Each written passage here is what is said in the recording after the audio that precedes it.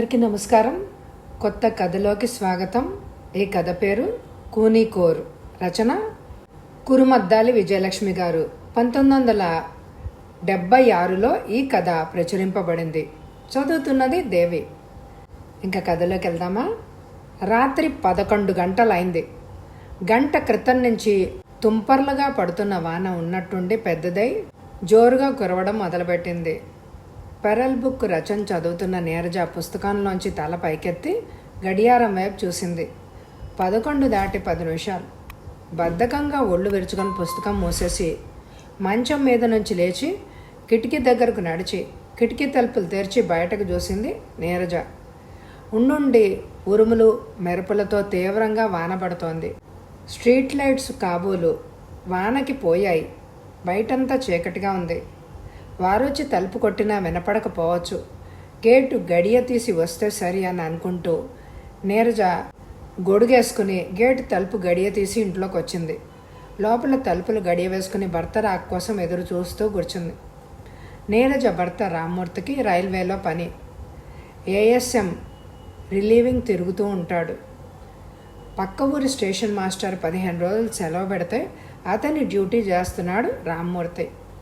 4 రోజుల నుంచి డ్యూటీ ముగించుకొని రాత్రి 8 గంటల బండికి బయలుదేరి 11 గంటలకు ఇంటికి వస్తాడు.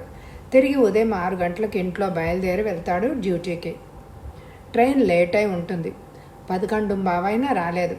వెధవ ఉద్యోగం, వెధవ డ్యూటీలు. విసుక్కుంది నీరజ. నీరజకు భయం ఎక్కువ. భర్త వచ్చిందాకా బిక్కుబిక్కుమంటూ మేల్కొని కూర్చుంటుంది ఎంత రాత్రైనా సరే. మరొక 10 నిమిషాలు గడిచిపోయాయి. నీరజ మాటిమాటికి తలుపుల వైపు చూస్తున్నది. భర్త వచ్చి తలుపు తట్టి పిలుస్తాడు. రామ్మూర్తికి రైల్వే క్వార్టర్స్ ఇచ్చారు. అందమైన క్వార్టర్స్. చుట్టూ చెట్లు పెట్టుకోవడానికి స్థలం, ప్రహరీ. చూడ్డానికి బాగుంటుంది ఆ లైన్ అంతా. రైల్వే క్వార్టర్స్ ఒకే వైపువి కావడం వల్ల తలుపులు దబదబా చప్పుడయ్యాయి. గబుక్కుని లేచి ఒక కంగలో వెళ్ళి తలుపు గడియ తీసింది నీరజ. ట్రైన్ లేట్ అయింది. తడిసా. నీరజ నోరు టక్కున మూసుకుంది. నీరజ తలుపు తీయగానే నీరజను తోసుకుంటూ లోపలికి వచ్చింది రామ్మూర్తి కాదు, ఎవరో ఒక అతను. నీరజ నోట్లోంచి మాట రావడం లేదు. గజగజ వణికిపోతూ కళ్ళప్పగించి నుంచుంది.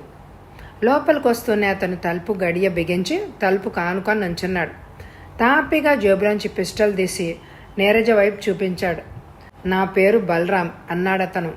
అయోమయంగా తల ఊపింది నీరజ, పరిశీలనగా బలరాంను చూస్తూ. బలరాము ఎత్తుకు తగిన లావుతో హుందాగా ఉన్నాడు. బ్లూ కలర్ ప్యాంటు, కోటు వేసుకున్నాడు. వానలో రావడం వల్ల పూర్తిగా తడిసి నీళ్లు కారుతూ నించున్నాడు.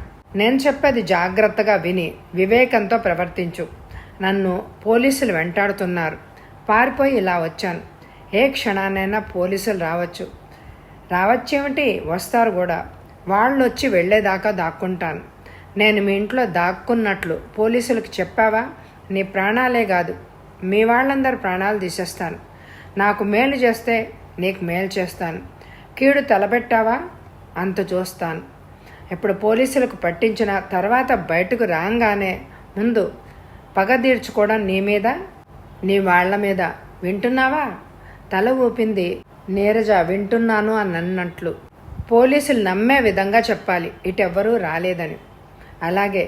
మొదటిసారి నోరు తెరిచింది నీరజ. దాక్కోవడానికి చోటు చూపించు. దొడ్డిదోవన పారిపోవచ్చుగా. నీరజ ధైర్యం తెచ్చుకొని అంది. నిన్ను సలహాలు ఎవ్వరూ అడగలేదు. చెప్పింది చెయ్యి.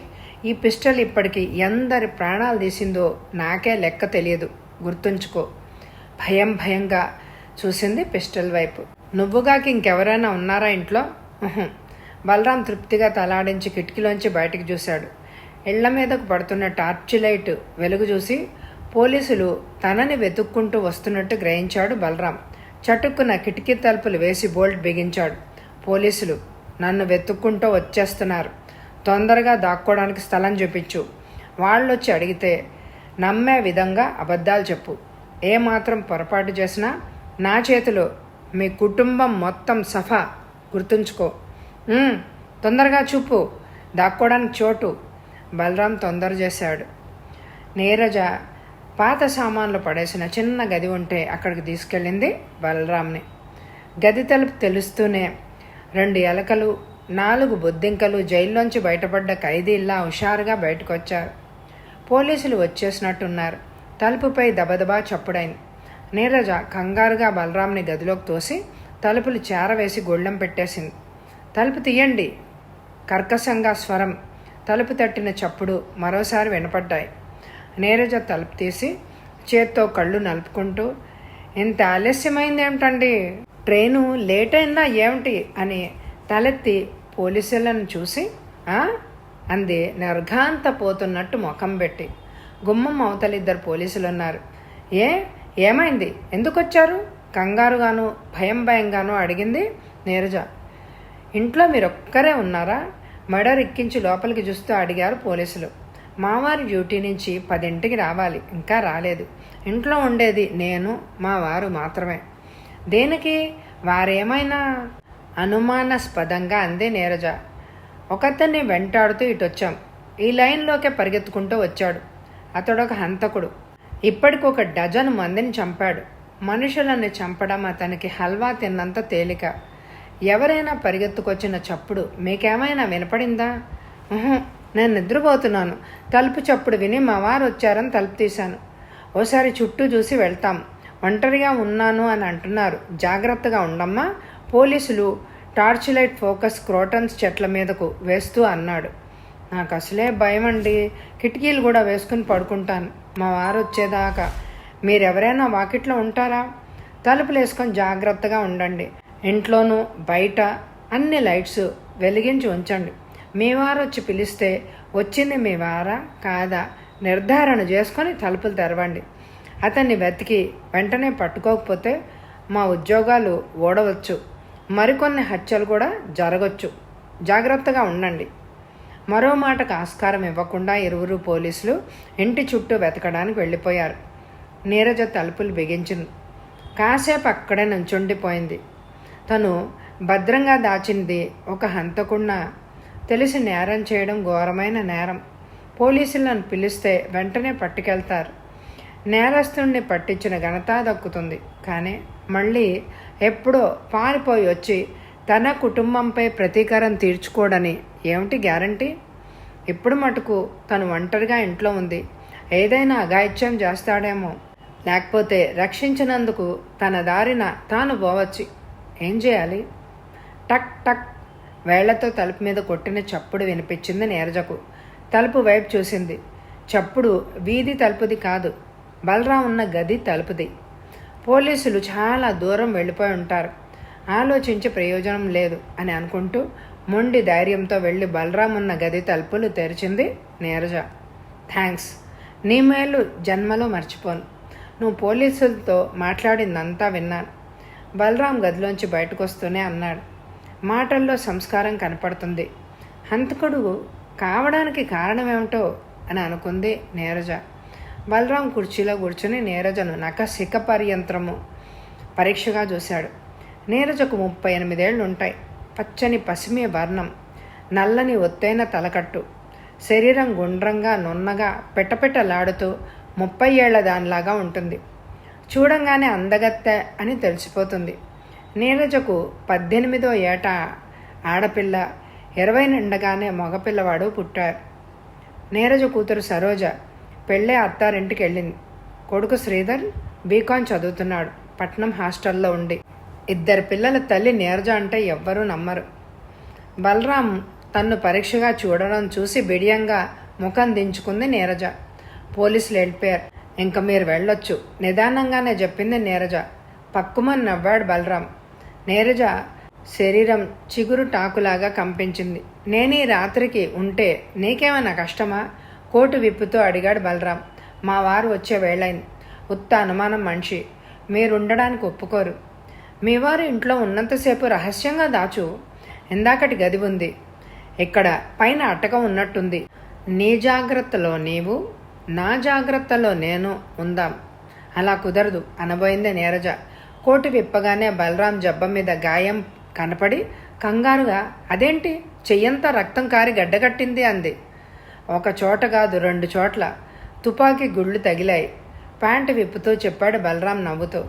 బలరాం ఇప్పుడు డ్రాయర్ కట్ బనీన్తో ఉన్నాడు. కాలి పిక్కకు, చేతి జబ్బకు 2 చోట్ల గుండు తగిలిన గాయం ఉంది. కాలి మీద అయితే ఇంకా రక్తం కారుతూనే ఉంది. నవ్వుతున్న బలరాంని చూస్తూ అవాక్కై నుంచుండిపోయింది నీరజ. బలరాం శరీరం బలిష్టంగా కండలు తిరిగి ఉంది. శరీరం అంతా దట్టంగా వెంట్రుకలు ఉన్నాయి. శరీరం చామన ఛాయ అయినా ఛాతీకి, కాళ్ళకి, చేతులకి నల్లటి జుట్టు, వెంట్రుకలు ఉండడం వల్ల నల్లని నలుపు అని అనిపిస్తున్నాడు. 30 దాటి ఉండదు. ముఖం పాలుగారుతూ అమాయకంగా 19 ఏళ్ల కుర్రాడిలాగా ఉంది. నవ్వుతూ నిర్మలంగా ఉండే ఇతను 12 మందిని హత్య చేసిన హంతకుడా? మీరు వెళ్ళిపోండి, మా వారు ఏ నిమిషమైనా రావచ్చు. 4 సార్లు మాట్లాడడం, ఎటు గాలి వీస్తే అటు పోవడం నా మతం కాదు. బయటికి వెళ్తే పోలీసులకు చిక్కడం ఖాయం. వల పన్ని అన్ని మార్గాల్లో నా కోసం కాపలా కాస్తున్నారు. గుండె దెబ్బ తగిలిన గాయం తగిలిన రోజు కన్నా మర్నాటి రోజుకి నొప్పి ఎక్కువగా చేసి జ్వరం వస్తుంది. అనుభవం నాకు. ఓ 4 రోజులు ఇక్కడే ఉండి వెళ్తాను. ఉండమంటావా, వెళ్ళమంటావా? తొందరగా చెప్పే. వెళ్ళిపోండి తెగించంది నీరజ. ఆల్ రైట్, వెళ్తాను. మీ వారు వస్తారన్నావు కదా. తలుపు తీస్తూనే నీ కళ్ళ ముందు మీ వారిని షూట్ చేసి ఆ పైన నిన్ను షూట్ చేసి మరీ వెళ్తాను. బలరాం పిస్టల్ చేతిలోకి తీసుకొని అన్నాడు. నీరజ కళ్ళలోంచి వణుకు బయలుదేరింది. మావారు రాత్రిళ్ళు వచ్చి ఉదయం 6:30 ట్రైన్కి వెళ్తూ ఉంటారు. రాత్రంతా గదిలో దాక్కోండి. 2-3 రోజులు కాపాడతాను. మాకేమీ కీడు చేయకుండా ఉండండి. గత్యంతరం లేక అంది నీరజ. పిల్లలు ఉన్నారా? ఉన్నట్టుండి అడిగాడు బలరాం. ఎందుకు అడిగాడో అర్థం కాలేదు నీరజకు. నేను మీ ఇంట్లో ఉన్నన్నాళ్ళు నా గురించి రెండో ప్రాణికి తెలియనివ్వనని మీ పిల్లల మీద ప్రమాణం చేయి. అయిష్టంగానే ప్రమాణం చేసింది నీరజ. పగలు కావాలంటే ఆ గదిలో దాక్కుంటాను. గదిలో నుంచోడానికి తప్ప కూర్చోడానికి కూడా చోట్లేదు. అటక మీద పడుకుంటాను. ఇంటి యజమానిలా హుందాగా అన్నాడు. ఇంట్లో మందేమైనా ఉంటే ఇవ్వు. ప్రస్తుతానికి గాయానికి రాసి రేపేం చేయాలో ఆలోచిస్తాను. దూదిగుడ్డ కూడా కావాలి అన్నాడు. తాగడానికి పాలు కానీ మజ్జిగ కానీ ఇవ్వు. బలరాము ఆజ్ఞాపిస్తున్నట్లే అన్నాడు. కిక్కురు మనకుండా నీరజ పెన్సిలిన్ ఆయింట్మెంటు, దూది, తెల్ల చీరలో గుడ్డ ఇచ్చి ఆ తర్వాత పాలు వెచ్చబెట్టి ఇచ్చింది బలరాంకి. బలరాం ఇంట్లో మనిషిలాగా తాపీగా గాయానికి కట్టుకట్టుకుని పాలు దాగి అక్కడే ఉన్న స్టాండ్ మీద లుంగి కట్టుకున్నాడు. నరాలన్నీ చచ్చుబడ్డట్టు అయినాయి నీరజకు. అపకారమేమీ చేయవు కదూ అంది హీన స్వరంతో. పాముకి పాలు పొయ్యకు, అది కాటేసి తీరుతుంది. మనిషికి పాలివ్వు, మర్చిపోడు. మేలు ఎన్నటికి గంభీరంగా అన్నాడు బలరాం. తల్లిపాలు తాగి ఆ తల్లి రొమ్ముగుద్దే తనయులున్నారు మనసులో అనుకుందే నీరజ. Good night. పైకెక్కి పడుకుంటాను. నువ్వు పిలిచినప్పుడు తిరిగి కిందకొస్తాను. 2 రోజులు బట్టి నిద్రలేదు ఆవలిస్తూ అన్నాడు బలరాం. భగవంతుడా, నువ్వు రక్షించాల్సిందే నన్ను అని అనుకుంది నీరజ. బలరాము బనీన్ కూడా విప్పి ప్యాంటు, బనీను, కోటు ఉండజుట్టి చంకలో పెట్టుకుని అటకెక్కాడు. బలరాం వీపు మీద అరచెయ్యంత కంతి చూసింది నీరజ. బలరాం అటకెక్కినప్పుడు బిక్కు బిక్కుమంటూ భర్త రాక కోసం ఎదురు చూస్తూ కూర్చుంది నీరజ. నీరజా, నీరజా తలుపు తడుతూ తన పేరు పిలుస్తున్నది భర్త రామ్మూర్తి అని గ్రహించింది నీరజ. బయట నుంచి రామ్మూర్తి మరోసారి నీరజను పేరు పెట్టి తలుపు గట్టిగా తట్టాడు. నీరజ తలుపులు తెరిచింది. పూర్తిగా వానకు తడిసిన రామ్మూర్తి నీళ్లు గారుతూ ఇంట్లోకి వచ్చాడు. మౌనంగా టవలు, లుంగి అందించింది నీరజ. ఇంజన్ పాడే ట్రైన్ 1.5 గంటల లేటు. ఇక్కడికి వస్తూనే దరిద్రపు కొట్టు వాన. వెధవ డ్యూటీ. తెల్లవారుతూనే మళ్ళీ వెళ్ళాలి. టవల్తో తలదుడుచుకుంటూ చెప్తున్నాడు రామ్మూర్తి. అన్నిటికీ కొడుతోంది నీరజ. ఇప్పుడు భోంచేను, మధ్యలో టిఫిన్ తిన్నాను. పాలు కానీ మజ్జిగ కానీ ఓ గ్లాస్ ఇవ్వు చాలు. పాలు లేవు అని నోరు జారినందుకు నాలిక కొరుక్కుంది నీరజ. పాలు ఏమయ్యాయి? ఈ పూట పాల మనిషి రాలేదా? ఇంత రాత్రి దాకా పాలుంటాయా? తోడేశాను, మజ్జిగ తెస్తాను. ఏదో ఒకటి తీసుకురా, మంచం మీద కూర్చుంటూ అన్నాడు రామ్మూర్తి. నీరజ మజ్జిగ తెచ్చిస్తే తాగాడు రామ్మూర్తి. పక్క మంచం మీద పడుకోబోతున్న నీరజను చూసి దగ్గరకు పిలిచాడు రామ్మూర్తి. నాకు తలనొప్పిగా ఉందండి, పడుకోండి, దుప్పటి నిండా ముసుగు పెడుతూ అంది నీరజ. రామ్మూర్తి ఏమీ అనకుండా లైట్ ఆర్పి నిద్రపోయాడు. తిరిగి ఉదయం 6 గంటలకు రామ్మూర్తి డ్యూటీకి వెళ్ళిపోయాడు. మళ్ళీ రాత్రి 11 గంటలకే రావడం. రామ్మూర్తి అటు వెళ్ళగానే బలరాం అటక దిగి వచ్చాడు. కాలు బాగా నొప్పి చేసింది, కుంటుతున్నాడు. చెయ్యి కదలించలేకుండా ఉన్నాడు. రాత్రంతా జ్వరం తగిలింది, మూలుగుతున్నాడు. నీరజ గ్లాస్ నిండా వేడివేడి కాఫీ ఇచ్చింది. అటక మీద కన్నా జైలు నయం, హాయిగా పడుకోవచ్చు, కాఫీ తాగుతూ అన్నాడు బలరాం. బలరాం వైపు కోపంగా చూసి తల తిప్పుకుంది నీరజ. బజారు నుంచి కొన్ని వస్తువులు కావాలి, తెచ్చిపెట్టాలి. ఇలా నా ప్రాణం తీసే బదులు చంపు ఒక్కసారిగా, కోపంగా అందే నీరజ. ఉపకారికి అపకారం చేయడం నాకు అలవాట్లేదు. 2 రోజులు నీ తమ్ముణ్ణి అనుకుంటూ సాయం చేయి, నా దోవని నేను పోతాను. నీరజ ఏమీ అనలేదు. కాఫీ తాగడం పూర్తి చేసి బలరాం విశ్రాంతిగా మంచం మీద పడుకున్నాడు. ఆ మంచం రామ్మూర్తి పడుకునేది.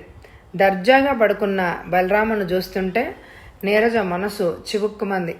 తుపాకీ గుండ్లు నాకు తగిలాయని పోలీసులకు తెలుసు. ప్రతి క్లినిక్ వద్ద నా కోసం కాపు కాస్తూ ఉంటారు. డాక్టర్ వద్దకు వెళ్ళడం ప్రస్తుత పరిస్థితుల్లో సరాసరి పులిబోన్లో చొరబడ్డట్లే. బలరాము చెప్పబోయేదేమిటో అర్థం కాలేదు నీరజకి. ఈ సోది ఏమిటి అన్నట్టు విసుగ్గా చూసింది. రాత్రి జ్వరం వచ్చింది, ఇప్పుడు కూడా ఉంది.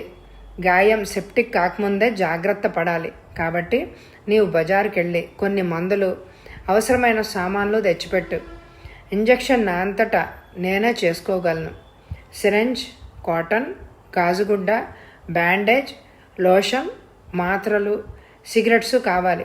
తొందరగా తెచ్చిపెడితే. నీరజ ఏమంటుందో అని ఆగిపోయాడు బలరాం.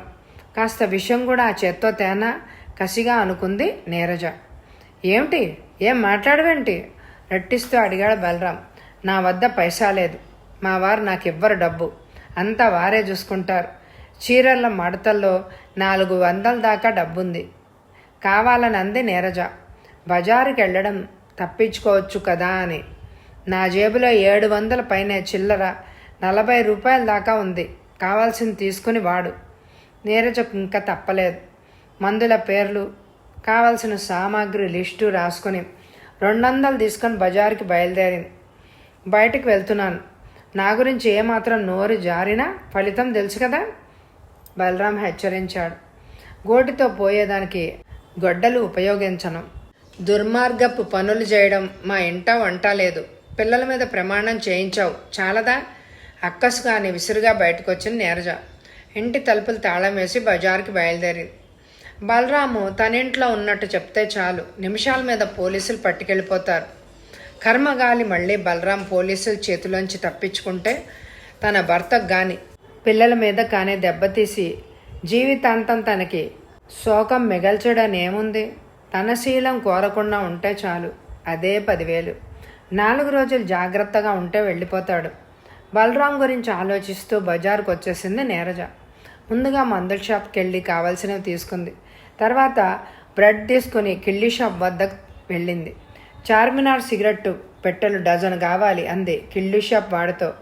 గొణిగినట్టు అని తలదించుకుంది నీరజ.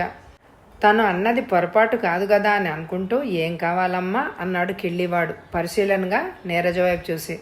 బజారు వస్తున్నా కదా అని మా వారు ఇది కూడా నన్నే దెమ్మన్నారు. చార్మినార్ సిగరెట్ పెట్టెలు 12 విసుగ్గా అన్నట్టు చెప్పింది నీరజ. మా వారు అని చెప్పుకోవాల్సి వచ్చినందుకు మనసు వెలవెల్లాడింది. కిళ్ళీ షాప్ వాడు 12 సిగరెట్ పెట్టెలు ఇచ్చి డబ్బులు తీసుకున్నాడు. నీరజ ఇంటికి బయలుదేరింది. ఇంటికి తొందరగా వెళ్ళాలి అని ఆదుర్దాతో నీరజ వేగంగా నడుస్తోంది. భుజాన చెయ్యి బలంగా పడ్డంతో చటుక్కున ఆగిపోయింది. నీరజ స్నేహితురాలి పార్వతి నవ్వుతూ పలకరించింది. నీరజ రైల్వే క్వార్టర్స్లో ఉంటే పార్వతి పాత బస్టాండ్ పక్క సందులో ఉంటుంది. ఇద్దరిళ్ల మధ్య 2 మైళ్ళ దూరం ఉంటుంది. ఎప్పుడో తప్ప కలుసుకోరు. పొద్దున్నే బజార్కు వచ్చావు, ఏమిటే సంగతి, ఎలా ఉన్నావు, పిల్లలు కులాసానా, ఉత్తరాలు వస్తున్నాయా? సరోజ వద్ద నుంచి గబగబా ప్రశ్నల వర్షం కురిపించింది పార్వతి. అంతా కులాసానే, కూరలకి కొన్ని వెచ్చాలకి వచ్చాను. ఓసారి ఇంటికి రా, తీరుబడిగా మాట్లాడుకుందాం. లేదు, వెళ్ళాలి అర్జెంటుగా అంటూ మరో మాటకు ఆస్కారం ఇవ్వకుండా బయలుదేరింది నీరజ. నే కనపడితే చాలు అర్జెంట్ పని ఉందన్న వెనక గంటల తరబడి హసుకు కొట్టే నీరజ దులపరించుకున్నట్లు మాట్లాడి వెళ్ళిపోయింది. ఏమిటబ్బా, నీరజను వెళ్ళిన వైపే చూస్తూ అనుకుంది పార్వతి. వెరీ గుడ్, నేను చెప్పినవన్నీ తెచ్చావన్నమాట. నా అంచనా తప్పు కాదు. నీవు చాలా మంచిదానివి. నీరజ బజార్ నుంచి తీసుకొచ్చిన చార్మినార్ సిగరెట్ పెట్టె నుంచి సిగరెట్ తీసి వెలిగించుకొని తృప్తిగా పొగ పీలుస్తున్నాడు బలరాం. ఇంట్లోకి రాగానే నీరజ తలుపులు కిటికీలు లోపల గడియ బిగించింది. మాట్లాడకుండా వంటగదిలోకి వెళ్ళింది. ఇంట్లో థర్మామీటర్ ఉందా, లేదంటే మళ్ళీ బజారుకి వెళ్ళి తెమ్మంటాడేమోనని థర్మామీటర్ తెచ్చిచ్చింది నీరజ. థర్మామీటర్ విదిలించి నోట్లో పెట్టుకున్నాడు బలరాం. నీరజ అక్కడే నుంచుంది. 103 పాయింట్లు ఉంది జ్వరం. దెబ్బ తగిలిన సలుపుకు వచ్చుంటుంది జ్వరం అన్నాడు బలరాం. అంతే అయి ఉంటుంది అంది నీరజ. గాయం క్లీన్ చేసి మందు వేసి డ్రెస్ చేస్తాను, వేడినీళ్లు కాచి తెచ్చిపెట్టు. బలరాం మరో సిగరెట్ ముట్టించి అన్నాడు. నీరజ మాట్లాడకుండా వేడినీళ్లు కాచి అవి మందులు తెచ్చిచ్చింది. బలరాముని చూస్తూ అక్కడే నుంచింది నీరజ. బలరాం రాత్రి గాయాలకు చుట్టిన గుడ్డలు విప్పి పక్కన పెట్టాడు. వేడి నీళ్ళలో లోషన్ వేసి ఆ నీటితో దూదిని ముంచి గాయాన్ని శుభ్రం చేశాడు. మందు రాశాడు. అనుభవం ఉన్న డాక్టర్లాగా చకచకా డ్రెస్సింగ్ చేసేశాడు. ఆ తర్వాత మాత్రలు వేసుకొని స్వయంగా ఇంజెక్షన్ చేసుకున్నాడు. కాలికి చేతికి తుపాకీ గుండు రాసుకుంటూ దూసుకుపోయాయి. గుండు లోపల ఉన్నట్లయితే చాలా శ్రమ పడవలసి వచ్చేది. నవ్వుతూ చెప్పాడు బలరాం. గుండు లోపలుంటే ఏమవుతుంది, ప్రాణాపాయం జరుగుతుంది తేలిగ్గా చెప్పాడు బలరాం. అప్పుడు డాక్టర్ దగ్గరికి వెళ్ళక తప్పదుగా. శరీరంలో కొన్ని ప్రదేశాల్లో గుండు ఉంటే ఎవరికి వారే తీసుకోవచ్చు. ధైర్యం, బాధ ఓర్చుకోవడం, చాకచక్యం 3 ఉంటే సరే. ఓసారి కాల్లో తుపాకీ గుండు ఇరుక్కుంది. రక్తం కారకుండా గట్టిగా టవల్ చుట్టి పారిపోయాను. నేను దాక్కున్నది అడవి ప్రదేశం. రెండో మనిషి లేడు. గుండు కాల్లో ఉంటే ప్రాణం తీస్తుంది. నా వద్ద చిన్న చాకు తప్ప మరేమీ ఏ విధమైన ఆయుధమూ లేదు. ఆ చిన్న చాకుతోనే గాయాన్ని పెద్దది చేసి కాల్లోంచి గుండు బయటికి తీసేశాను. రక్తం బడబడా కారిపోతోంది. మందు లేదు, కాటన్ లేదు, గుడ్డముక్క కూడా లేదు. పక్కనే ఉన్న చెట్టు ఆకులు చేత్తో నలిపి గాయం మీద వేసి చొక్కా చింపి గట్టిగా కట్టుకున్నాను. ఆ ఆకులు ఏమిటో కూడా నాకు తెలియదు. ఆకలి దహించుకుపోతోంది. గాయం సలుపు, చలి, ఒంటి మీద బనీను ట్రాయరు రక్తంతో లాగడంతో విప్పి పారేశాను. దాంతో నాలిక పిడచకట్టుకుపోతూ ఉంది. ఇలా ఉంటే అడవిలో ఆగండి, ఎవరో గేట్ తీస్తున్న చప్పుడవుతోంది. బలరాం చెప్తున్నది శ్రద్ధగా వింటున్న నీరజ చెవులకి గేటు కిర్రుమన్న శబ్దం ఏర్పడింది. కిటికీ తలుపులు కొద్దిగా తెరిచి బయటకు చూసింది. నీరజ గుండెకాయ ఒక్క క్షణం ఆగి తిరిగి పనిచేయడం మొదలుపెట్టింది. కిటికీ తలుపులు చటుక్కన వేసింది. ఎవరో ఇంట్లోకి రాబోతున్నట్లు, వాళ్ళని చూసి నీరజ భయపడుతున్నట్టు బలరాం గ్రహించాడు. ఏమిటి అన్నట్టు చూశాడు. నీరజ బలరాం వద్దకు వచ్చి చెవిలో గుసగుసలాడింది.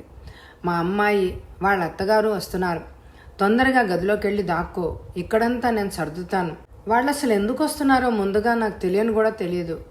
నీరజ బలరాంని తొందర చేసింది. బలరాం విసుగ్గా లేచి కుంటుకుంటూ పాత సామాన్లు పడేసిన చిన్న గదిలోకి వెళ్ళాడు. అమ్మా అమ్మా తలుపు తీ. బయట నుంచి సరోజ తలుపు తడుతూ పిలిచింది. నీరజ చకచకా బలరాంకి సంబంధించిన సామానంతా దాచింది.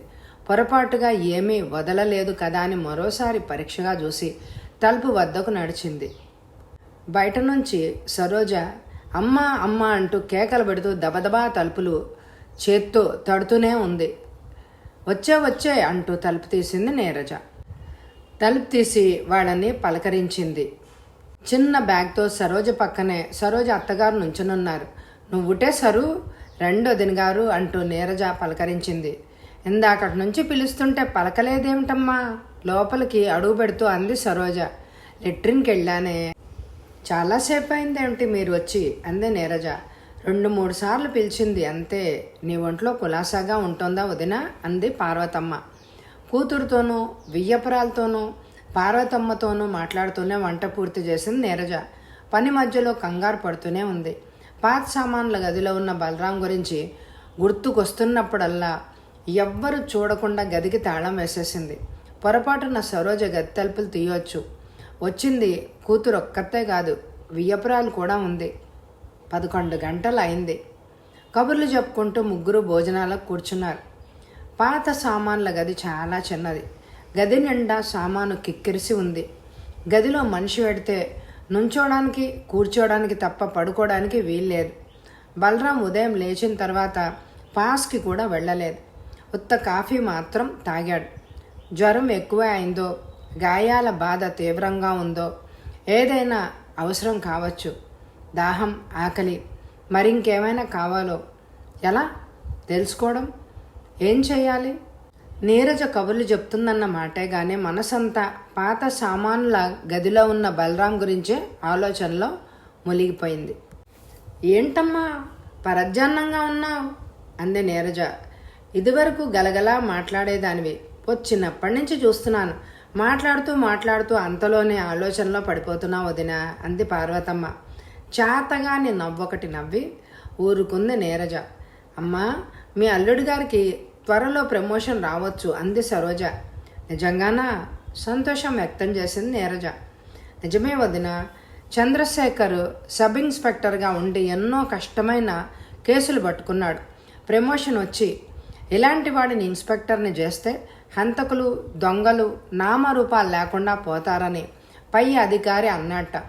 పార్వతమ్మ కొడుకు గురించి గర్వంగా చెప్పింది. భోజనాలు పూర్తయ్యే లోపల చంద్రశేఖర్ గురించి మాట్లాడుకున్నారు.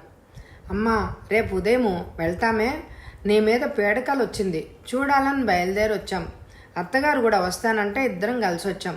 రాత్రికి నాన్నగారు వస్తారుగా, అంది సరోజ చాప మీద దిండు పెట్టుకొని పడుకోబోతూ. రాత్రికి నాన్నగారు వస్తారు. ఈ ఏడాది రిలీవింగ్ తిరగాల్సిందే, తప్పదు, అంది నీరజ తను కూడా ఒక చాప పరుచుకుని. అదేమిటే ఇవాళ వచ్చావు, రేపే వెళ్తావా? 2 రోజులైనా ఉండకూడదా అని తల్లి అనకపోవడం విచిత్రంగా అనిపించింది సరోజకు. భోజనం చేయగానే 1 గంట నిద్రపోవడం పార్వతమ్మకు అలవాటు. మంచం మీద పడుకుంటూనే నిద్రపోయింది, చిన్నగా గురక పెడుతూ.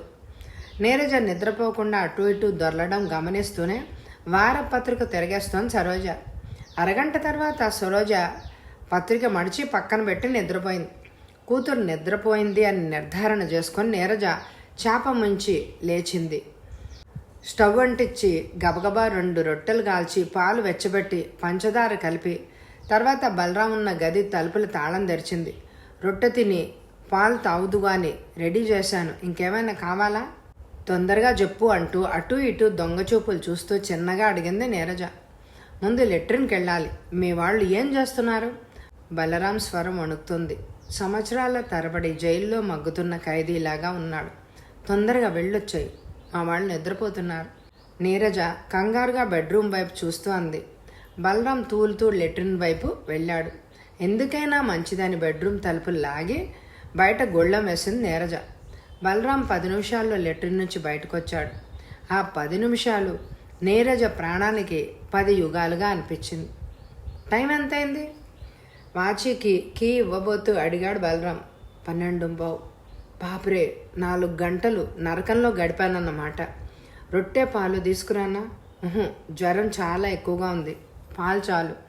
నీరజ పాలు తెచ్చిచ్చింది. బలరాం తాగాడు. మీ వాళ్ళు ఎన్నాళ్ళు ఉంటారు? రేపు ఉదయం వెళ్ళిపోతారు. ఈ ఒక్కరోజుకి ఎలాగో అలా గడిపోయి ఈ గదిలోన ఇంకొక 4 గంటలుంటే ఈ బలరాం శవం మిగులుతుంది. నీరజ ముఖం చిట్లించుకొని తీవ్రంగా బలరాం వైపు చూసింది. నాకు తెలుసు నీ బాధ. ఎవరు చూడకుండా అటక ఎక్కని, సురక్షితంగా అక్కడే ఉంటాను. మళ్ళీ రేపటిదాకా అటక దిగను, బలరాం అన్నాడు. చిన్నగా మాట్లాడు, అవతల వింటే కొంప ములుగుతుంది. అటకెక్కితే ఎంత అవసరమైనా దిగడానికి ఉండదు. రాత్రికి మందు కావాల్సి వచ్చినా, పాలు కావాల్సి వచ్చినా నేను ఇవ్వడం పడదు. బలరాంకి నిజమే అనిపించింది. నెట్టూర్పు విడిచి ఊరుకున్నాడు. లోపలికి వెళ్ళు, తలుపేసేస్తాను. ఏమన్నా కావాలా? మంచినీళ్ళు పెట్టు, వీలైతే మధ్యాహ్నం కాఫీ అందించు. గదిలోకి వెళుతూ బలరాం అన్నాడు. చెంబుతో నీళ్లు గదిలో పెట్టి గది తలుపులు తాళం వేసింది నీరజ. వంటిట్లోకి వెళ్ళి కాల్చిన బ్రెడ్ ముక్కలు దాచి బెడ్రూమ్కి పెట్టిన గొళ్ళెం తీసి లోపలికి వచ్చింది నీరజ. సరోజ వీక్లీ చదువుతూ కనిపించింది. నిద్రలేచి ఎంతసేపు అయింది? బెత్తరబోతూ అడిగింది నీరజ. 10 నిమిషాలైంది. నీవు అప్పుడే లేచావేంటమ్మా? తల్లివైపు పరిశీలనగా చూస్తూ అంది సరోజ.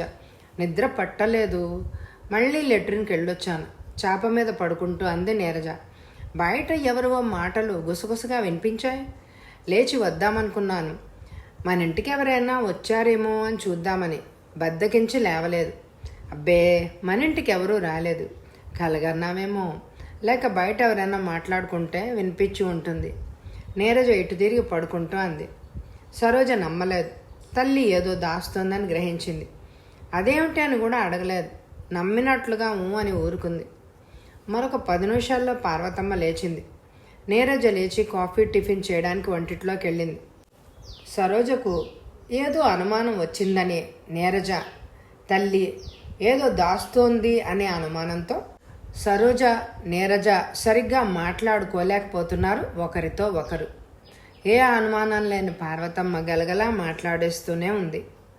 సాయంత్రం 4 గంటలైంది. బలరాంకి కాఫీ ఇవ్వడం కుదరలేదు నీరజకు. ఎప్పుడు రాత్రి 11 గంటలకు వచ్చే రామ్మూర్తి 4:30 ట్రైన్కే వచ్చేశాడు. అమ్మాయి వచ్చినట్లు దివ్య దృష్టితో చూశారేంటి, తొందరగా వచ్చారు అంది నీరజ బలరాం కోసం ఉంచిన కాఫీ భర్తకిస్తూ. బంగారుపల్లిలో ఎస్ఎం ఏఎస్ఎం ఒకేసారి సిక్కు చేశారు, అక్కడికి వేశారు. రాత్రి 8 గంటలకు ట్రైన్కి వెళ్ళాలి. వారం దాకా రాను. రామ్మూర్తి ఖాళీ చేసిన కాఫీ కప్పు కింద పెడుతూ చెప్పాడు. బండారుపల్లి మా ఊరి పక్క స్టేషనే కదా, భోజనానికి వచ్చి పోతూ ఉండొచ్చు అన్నగారు, పార్వతమ్మ అంది. అవును నాన్నగారు, రోజు భోంచేసి డ్యూటీకి వెళ్తూ ఉండవచ్చు అంది వెంటనే సరోజ. వీలైతే అలాగే చేస్తాను. ఇద్దరి డ్యూటీ నేను ఒక్కడనే చేయాలి. బట్టలు కావాల్సిన సామాను తీసుకువెళ్దామని, ఈ సంగతి నీరజకు చెప్దామని వచ్చాను రామ్మూర్తి అంటూ నీరజ వైపు చూశాడు. వెంటనే నీరజకు భయమని, ఒంటరిగా ఉండడం లేదని గుర్తొచ్చి, పోనీ సరోజ, ఈ వారం రోజులు అమ్మకు తోడుండరాదు? వచ్చిన దానివి ఎలాగూ వచ్చావు, రాత్రిపూట ఒంటరిగా పడుకోవడం మీ అమ్మకు భయం కూడాను అన్నాడు రామ్మూర్తి. సరోజ అలాగే అనే లోపలే నీరజే అంది. నాకేం భయం అండి, తలుపులు వేసుకొని పడుకుంటాను. కావాలంటే మీనాక్షి చెల్లెలు రాజ్యాన్ని తోడు తెచ్చుకొని రాత్రిళ్ళు పడుకుంటాను.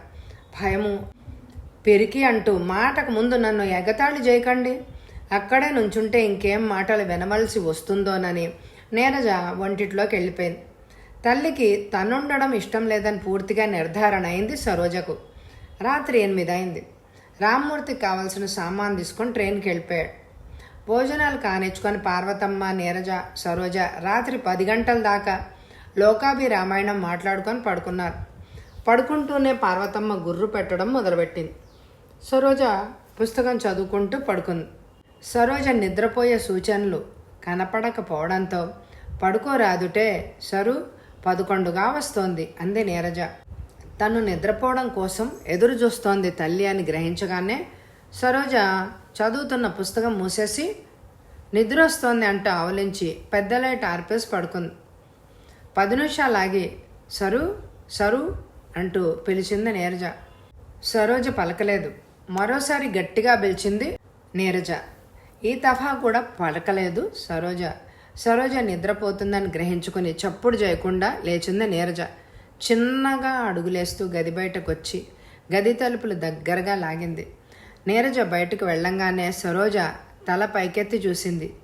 పెదవి మునిపంటితో కొరుకుతూ ఆలోచిస్తూ తలుపుల వైపు కళ్ళప్పగించి చూస్తూ ఉండిపోయింది. 10 నిమిషాల తర్వాత మెల్లగా లేచి తలుపు వద్దకు వచ్చింది సరోజ. పాత సామాన్ల గది తలుపులకేసిన తాళం తీసింది నీరజ. బలరాం బయటకు వచ్చాడు. జ్వరం తగ్గిందా? నీరజ ఆతృతగా అడిగింది. నీ చేతి మాత్ర బాగా పనిచేసింది, పూర్తిగా జ్వరం తగ్గింది, ఆకలి దహించుకుపోతోంది బలరాం నవ్వుతూ చెప్పాడు. నీరజ నాన్ రొట్టె పాలు తెచ్చిచ్చింది. రొట్టె పాలల్లో ముంచుకో తింటూ బలరాం అన్నాడు. మీ అమ్మాయి చాలా అందంగా ఉంటుంది. నీరజ ఉలిక్కిపడింది. ఎలా చూసావు సరోజను అంది. తలుపు పైవైపున కన్నం ఉంది చూడు, దానిలోంచి చూశాను. చెక్కపెట్ట మీద నిలబడి కంతలోంచి చూస్తే బయటంతా కనపడుతోంది బలరాం చెప్పాడు. మీ అమ్మాయిది నీ పోలిక, చాలా అందగత్తెల్లో ఒకటిగా పోల్చుకోవచ్చు. తిరిగి బలరాం అన్నాడు. నీరజ కోపంగా చూసింది. మీ అమ్మాయి అందంగా ఉందంటే కోపం వచ్చినట్టుంది. ఉన్నమాట మొహాన అనడం నా అలవాటు తప్ప నువ్వు చేసేది ఏది తప్పులేదు. నేను నీకోసం ఇంతగా పాకులాడడం, కంటికి రెప్పలా కాపాడడం నాది తప్పు. నా ప్రాణం తీస్తున్నావు చాలు. మా అమ్మాయి గురించి మాట్లాడి పూర్తి ప్రాణం తీయకు, కఠినంగా అంది నీరజ. బలరాం అబ్బో అన్నట్లు భుజాలు ఎగరేశాడు. ఉదయమే మీ వాళ్ళు వెళ్ళడం ఖాయమేనా?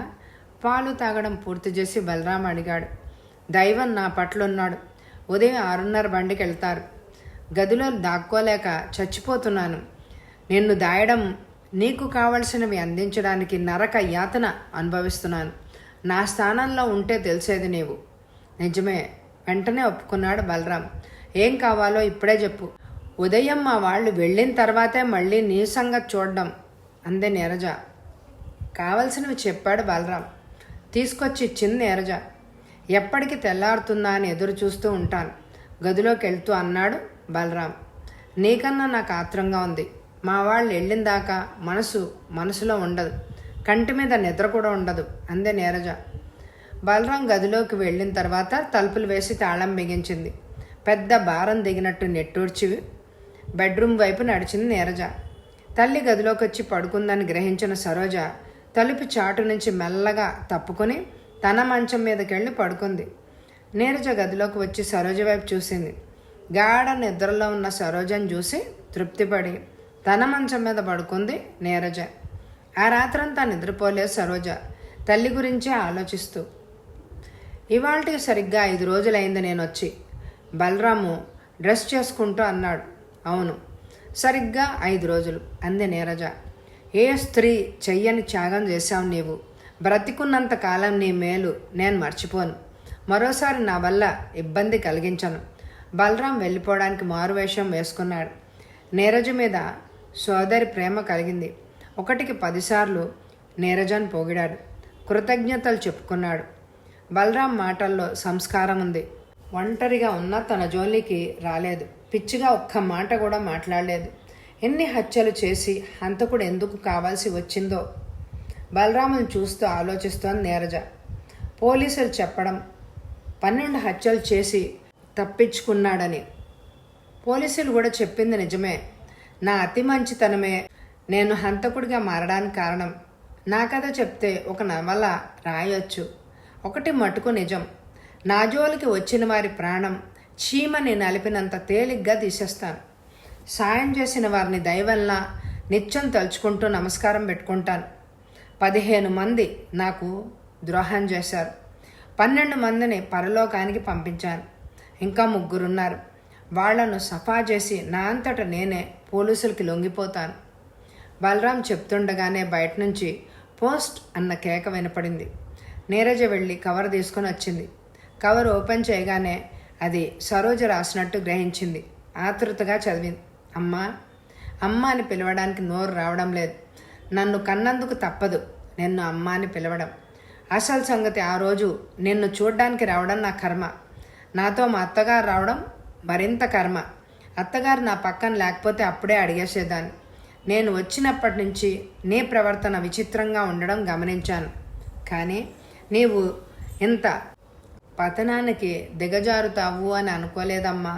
ఆ రోజు రాత్రి నా కళ్ళారా చూశాను, చెవులారా విన్నాను. అంతా అర్థమైపోయింది. ఈ కాలకూట విషయం నా కడుపులోనే ఉంచుకుంటాను. నన్ను చూడ్డానికి ఎప్పుడు ప్రయత్నించొద్దు.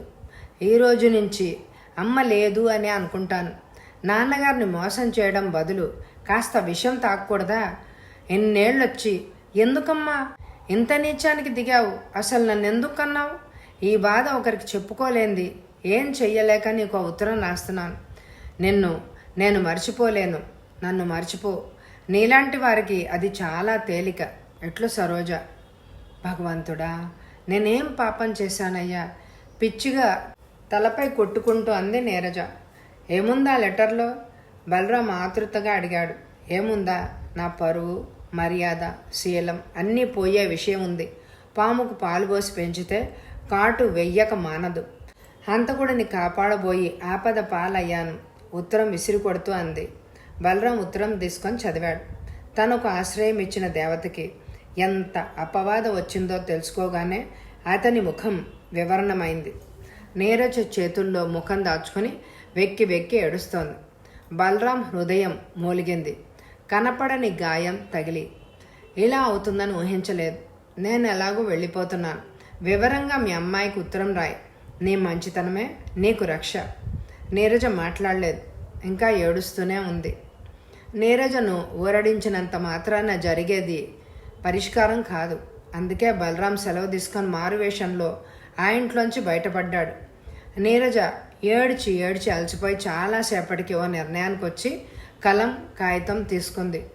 ప్రియమైన సరోజ, అమ్మ రాసిందని కోపగించుకోక ఉత్తరం శాంతం చదివి చించేయి. నేనున్న పరిస్థితిలో నేను చేసింది నేరం కాదు. నీవు చూసింది విన్నది తప్పు కాదు. కానీ సరు, ఒక్కసారి కళ్ళారా చూసింది చెవులారా విన్నది కూడా నిజం కావు. మన కళ్ళు చెవులే మనల్ని మోసం చేస్తాయి. నీవు మనింటికొచ్చిన క్రితం రాత్రి బలరాం అనే 12 మందిని హత్య చేసిన హంతకుడు పోలీసుల నుంచి తప్పించుకొని పారిపోతూ రాత్రి 12 గంటల సమయంలో మన ఇంట్లోకి అడుగుపెట్టాడు. మీ నాన్నగారు లేరు. నేనెంత పిరికిదాన్నో తెలుసు కదా. పిస్టల్తో బెదిరించి తన గురించి ఆచూకీ చెప్పనని అనిపించి పిల్లలపై ప్రమాణం చేయించాడు. తుపాకీ గుండు దెబ్బలు తగలడం వల్ల కదల్లేక మన ఇంట్లోనే ఉన్నాడు.